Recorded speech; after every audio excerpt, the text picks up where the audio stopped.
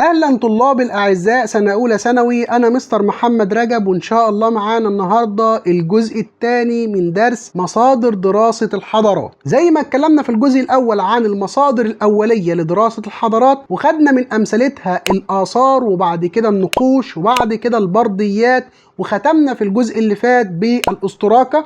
النهارده هناخد رقم 5 ورقم 6 اللي هي النقود والمسكوكات، وهناخد كتابات المؤرخين القدماء.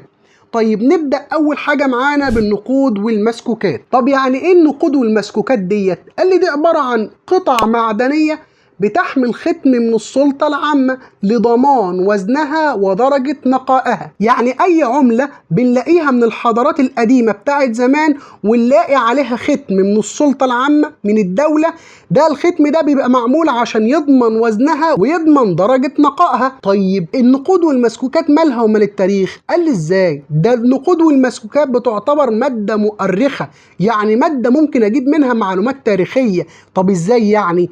قال لي بقدر اعرف من اي عملة تابعة لاي حضارة، بقدر اعرف العصور التاريخية، لان هي بيكون عليها الزمن او الفترة الزمنية بتاعتها، فبقدر اعرف هل هي تبع العصور القديمة ولا الوسطى ولا الحديثة ولا حتى التاريخ المعاصر. يبقى بقدر اعرف منها واحدد منها العصور التاريخية.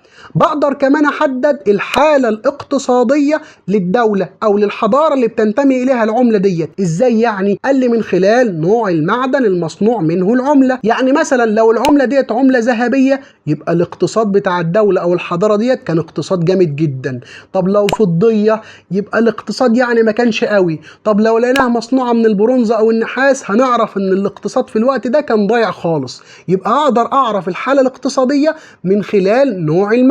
اقدر اعرف كمان الاحداث السياسيه من النقوش والكتابات المدونه على العمله. يعني لو انا جبت عمله مثلا من ايام الملك فاروق، هنلاقي مكتوب عليها مملكه، صح كده؟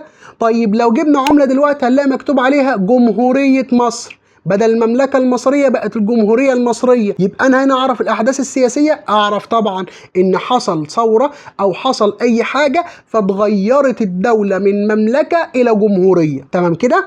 يبقى أنا أقدر أعرف الأحداث السياسية من خلال النقوش والكتابات المدونة على العملة. طيب كمان أقدر أعرف إيه؟ أقدر أعرف الملوك والحكام في الفترة ديت من خلال الصور والكتابات. أقدر أعرف مين الحاكم أو مين الملك اللي عمل العملة ديت من خلال الصور والكتابات اللي بتكون على العملة. طيب قال لي بقى في ملحوظة هنا مهمة لازم ناخد بالنا منها. ايه هي؟ قال لي لم يكن سك العملة معروفا في العصر الفرعوني. يعني المصريين القدماء ما كانش عندهم عملات خالص، انما العملات ديت كانت بتاعت حضارات تانية واحنا كنا بنستخدمها، انما المصريين ما عملوش عملات خالص. يعني معنى كده ايه؟ ان مفيش اي معلومة تاريخية عن الحضارة المصرية القديمة احنا جايبينها من العملات او المسكوكات. ليه؟ لان العملات ما كانتش موجودة في العصر الفرعوني. طيب انا عايز اعرف مين اول ناس فكروا وعملوا العملة ديت. قال لي اول من قاموا بسك العملة هم اهل مدينة اسمها مدينة ليديا. فين ديت؟ في اسيا الصغرى، في عهد ملك ليهم اسمه كرويسوس. وكانت العملة بتاعتهم مصنوعة من الفضة او الذهب الخالصين، فضة وذهب بس، وكانوا كلهم بيحملوا ختم من الدولة. ده اول من سكوا العملة في العالم كله. طيب ده بالنسبة كده للنقود والمسكوكات. قلنا يعني ايه نقود ومسكوكات؟ قلنا يعني قطع معدنية بتحمل ختما من السلطة العامة لضمان وزنها ودرجة نقائها، وبتعتبر مادة مؤرخة من خلالها يمكن تحديد العصور التاريخية والحالة الاقتصادية والأحداث السياسية والملوك والحكام في تلك الفترة. وقلنا إن سك العملة لم يكن معروفا في العصر الفرعوني. نيجي بقى لآخر مصدر من المصادر الأولية لدراسة الحضارات، وهو كتابات المؤرخين القدماء. طيب كتابات المؤرخين القدماء جايب لي مثالين للمؤرخين القدماء. عندنا واحد اسمه مانيتون السمنودي، المؤرخ مانيتون السمنودي. طيب مانيتون السمنودي ده عمل ايه؟ قال لي ده اول مؤرخ مصري كتب تاريخ مصر. يبقى ده اول مؤرخ مصري كتب تاريخ مصر، ده اول واحد زمان قوي كتب تاريخ مصر. يبقى مين اللي كتب التاريخ الفرعوني زمان؟ هو مانيتون السمنودي، ده اول مؤرخ مصري قديم قام بكتابة تاريخ مصر. طب مين المؤرخ التاني اللي معانا؟ المؤرخ هيرودوت. المؤرخ ايه؟ هيرودوت. طيب مين بقى مؤرخ هيرودوت ده؟ جنسيته ايه؟ قال لي ده مؤرخ اغريقي يعني من بلاد اليونان، زار مصر وكتب عنها في كتابه تمحيص الأخبار، وبيتكون من 9 أجزاء، خصص الجزء الثاني منه لمصر. يبقى هيرودوت ده مؤرخ اصلا اغريقي مش مصري. طب ده عمل ايه؟ قال لي زار مصر وكان بيكتب كتاب اسمه تمحيص الاخبار، وكان بيتكون من 9 اجزاء، خصص الجزء الثاني بس لمصر. واتكلم في الجزء الثاني بقى عن مصر في ايه يعني؟ قال لي اتكلم عن جغرافيتها ومدنها، اتكلم عن احداثها التاريخيه اللي مرت بيها، اتكلم عن اعمال ملوكها، اتكلم عن مظاهر الحضاره في مصر القديمه. يبقى ده المؤرخ هيرودوت، ده مؤرخ اغريقي زار مصر وكتب عنها في كتابه تمحيص الأخبار، وكان بيتكون من 9 أجزاء، خصص الجزء الثاني لمصر. وقلنا بيتحدث فيه عن إيه بقى؟ عن جغرافيتها ومدنها، عن أحداثها التاريخية اللي مرت بيها، عن أعمال ملوكها، عن مظاهر حضارتها. طيب ماشي، نيجي بقى نشوف سؤالين على الجزئية ديت. بيقول لي لمعرفة تقسيم المدن المصرية قديما يمكن الاستفادة من كتابات مين؟ أرسطو ولا هوميروس ولا هيرودوت ولا سقراط؟ طبعا عينيا هتروح على طول على هيرودوت، لأن الراجل ده هو اللي اتكلم عن جغرافية ومدن مصر. طيب ماشي، نيجي لسؤال تاني. أي المصادر الآتية يعد الأقل أهمية عند دراسة الحضارة المصرية القديمة؟ الآثار ولا النقوش ولا المسكوكات ولا الأستراكة؟ انهي اقل حاجه؟ يعني انهي اللي مش هيفيدنا في دراسه الحضاره المصريه القديمه؟ طبعا المسكوكات، لان لم يكن سك العمله معروفا في العصر الفرعوني. طيب ماشي، ننزل بقى نعمل اشتراك في القناه ولايك للفيديو، عشان هنزل على كل درس كميه كبيره من الاسئله المتنوعه والجديده جدا في الافكار بتاعتها. نيجي بقى لايه؟ للمصادر الثانويه او المراجع. المصادر الثانويه او المراجع. طب يعني ايه مصادر ثانويه او مراجع يعني؟ قال لي ديت المؤلفات التي كتبت بعد مرور سنوات عديده من وقوع الحدث، واعتمد في كتاباتها على المصادر الأولية.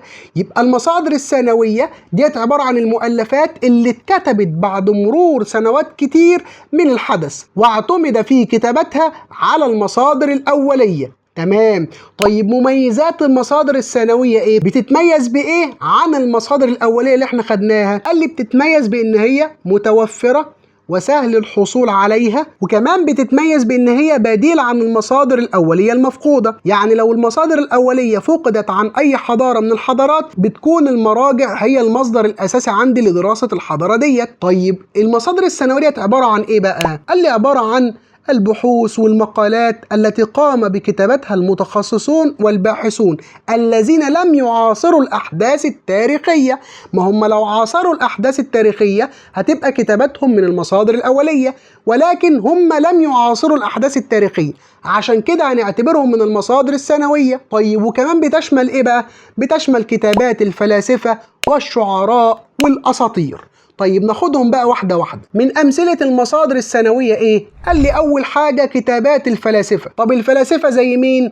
زي سقراط، زي أفلاطون، زي أرسطو. دولت فلاسفة في بلاد اليونان، اللي هم مين تاني كده؟ سقراط وأفلاطون وأرسطو، دولت فلاسفة يونانيين. طيب كمان من المصادر الثانوية من أمثلتها كتابات الشعراء. طيب كتابات الشعراء زي مين كده؟ قال لي زي الشاعر الإغريقي هوميروس، وده صاحب الإلياذة والأوديسة، واللي بيعدوا مصادر تاريخية للمعلومات السياسية والاقتصادية والحضارية لبلاد الإغريق القديم اللي هي النهاردة اسمها اليونان. طيب أنا مش فاهم حاجة من الكلام ده، بالراحة واحدة واحدة. قال لي كتابات الشعراء زي الشاعر الإغريقي هوميروس، في واحد إغريقي اسمه هوميروس، ده شاعر إغريقي. طيب كتب إيه بقى؟ كتب قصيدتين كبار جدا، قصيدة اسمها الإلياذة وقصيدة اسمها الأوديسة. طب الإلياذة هي إيه؟ عبارة عن قصيدة بتدور قصتها حوالين حصار مدينة يونانية قديمة اسمها طروادة، والحرب اللي أدت إلى سقوط مدينة طروادة. والأوديسة قال لي ديت بقى برضه قصتها بتدور حوالين عودة الأمير المنتصر من حرب طروادة والأهوال اللي واجهته. والقصتين دولت فيهم معلومات تاريخية واقتصادية وسياسية وحضارية عن بلاد اليونان القديم. يبقى كتابات الشعراء زي مين كده؟ قلنا زي الشاعر الإغريقي هوميروس، وده صاحب الإلياذة والأوديسة. والإلياذة والأوديسة قلنا بيعد مصدرا تاريخيا للمعلومات السياسية والاقتصادية والحضارية لبلاد الإغريق اللي هي النهاردة اسمها بلاد اليونان. آخر حاجة من المصادر السنوية معانا أو المراجع الأساطير. الأسطورة اللي ديت جزء من التراث الشعبي ومصدر أدبي يعكس الكثير من صور الحياة الاجتماعية والسياسية. الأساطير اللي هي القصص والحكايات الشعبية اللي بتكون موجودة عند الحضارات المختلفة. طيب ديت بناخد منها إيه؟ بناخد منها معلومات اجتماعية ومعلومات سياسية عن الحضارة اللي بتنتمي إليها القصة ديت.